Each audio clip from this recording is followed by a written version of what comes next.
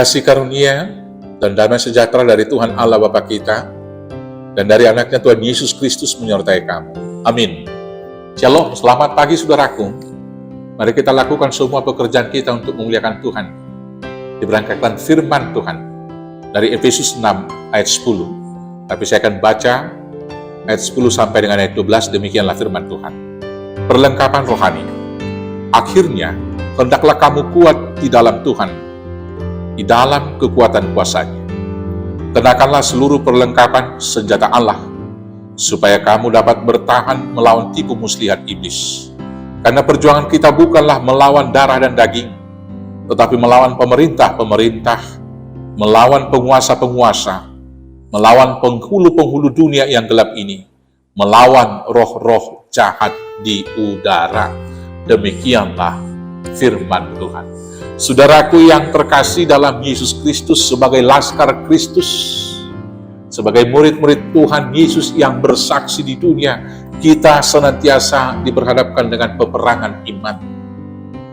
Kita diperhadapkan dalam situasi yang real pada zaman mula-mula, yaitu pengejaran orang-orang Yahudi yang tidak menerima kehadiran pengikut-pengikut Kristus. Selanjutnya di abad-abad pertengahan di Eropa, orang-orang Kristen dianiaya pada kekaisaran Romawi. Dan demikian juga di banyak tempat saat ini masih banyak yang dihambat untuk mendirikan tempat beribadah atau gereja. Hal-hal yang demikian dapat kita lokalisir dan dapat juga kita lihat, dan kemudian kita meminta tolong kepada penguasa setempat untuk memperjuangkan hak asasi. Sampai di sana mungkin masih dapat kita antisipasi. Tapi yang hal luar biasa dalam perikop bacaan ini adalah ketika kita bukan lagi melawan darah dan daging, bukan lagi melawan sekedar gerakan ekstremis yang radikal, menghalangi orang yang berbeda agama atau iman dengan mereka. Kita justru melawan roh-roh di udara. Kita melawan iblis dengan seluruh tipu dayanya.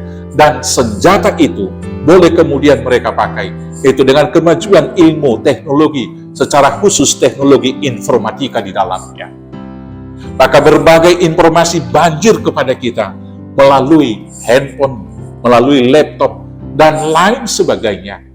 Dan media-media yang dipakai mulai daripada Facebook, Google, yaitu Instagram, dan lain-lain sebagainya. Sekali lagi, berbagai isu, mulai dari hal yang sekedar menghibur, kemudian ada yang mengajar bagaimana kehidupan lebih baik, ada yang kemudian berbagai-bagai khotbah, tetapi juga ada berbagai-bagai ajaran yang dapat menyesatkan kita di dalamnya. Saudara-saudaraku yang terkasih, demikianlah peperangan yang harus dihadapi oleh anak-anak Tuhan. Maka karena itulah, dalam berbagai hal itu, Paulus mengatakan di ayat 10 dalam perikop bacaan kita itu, akhirnya hendaklah kamu kuat di dalam Tuhan, di dalam kekuatan kuasa-Nya. Maka kita mau memakai kekuatan dari Tuhan, kekuatan kuasa-Nya untuk melawan tipu daya iblis tadi.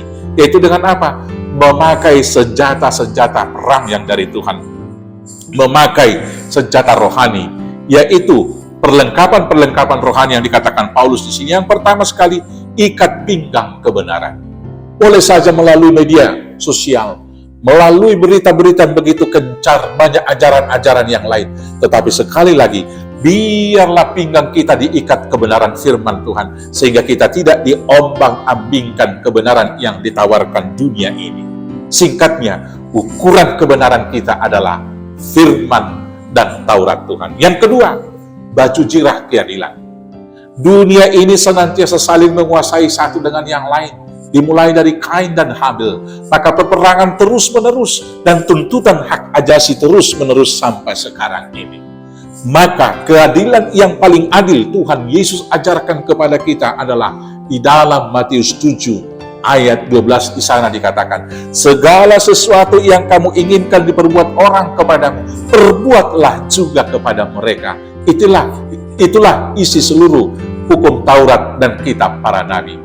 Maka keadilan yang paling adil dari orang-orang Kristen adalah melakukan apa yang kita inginkan dilakukan orang kepada kita. Dengan demikian kita bertindak adil. Biar orang lain semakin egois, semakin individualis, tapi kita sebagai umat percaya harus berlaku adil dan berlaku kasih. Yang berikut senjata rohani kita melawan tipu daya iblis adalah kasut kerelaan memberitakan Injil. Sekarang ini, orang tidak mau lagi memberitakan kebenaran dengan pikiran daripada orang lain tidak suka dengan saya. Tetapi sebagai orang percaya, kita punya hutang untuk menyatakan Injil, menyatakan kebenaran, baik ataupun tidak baik adanya. Yang keempat, perisai iman.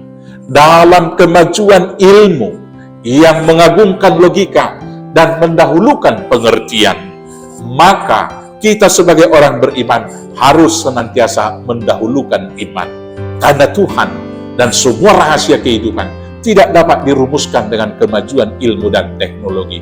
Tetapi dengan iman, kita mengerti rahasia Allah. Dan dengan mengerti tentang Tuhan, segala sesuatu di dunia dapat juga kita mengerti dan kita kuasai. Yang kelima, ketopong keselamatan dan pedang roh, yaitu firman Tuhan. Mengukur segala sesuatu harus kita pakai dengan firman Tuhan. Dan senjata rohani ini harus kita jaga dengan yang terakhir, tetaplah berdoa. Berdoalah senantiasa. Dengan demikian, kita akan dimampukan berperang melawan tipu daya iblis. Selamat berperang di dalam Tuhan. Selamat memakai senjata rohani yang diberikan Tuhan. Maka dengan demikian, akhirnya kita akan menjadi pemenang. Tuhan Yesus memberkati. Amin. Kita bersatu dalam doa. Terima kasih Bapa yang baik, karena Tuhan telah meneguhkan kami dengan firman hari ini. Diingatkan bahwa kami melawan roh-roh di udara, tipu daya dari iblis. Maka bimbinglah kami ya Roh Kudus, melawan semua tipu daya itu dengan senjata-senjata rohani yang dari Tuhan. Dan demikian pada akhirnya kami akan menjadi pemenang dan bernyanyi, memuji, memuliakan nama Tuhan. Terima kasih Bapa, berangkatkan kami melakukan tugas panggilan hidup tersebut hanya dengan penyertaan anak-Mu, Yesus Kristus Tuhan Juru Selamat kami yang hidup. Amin. Selamat beraktivitas. Tuhan Yesus memberkati. Horas, horas, horas.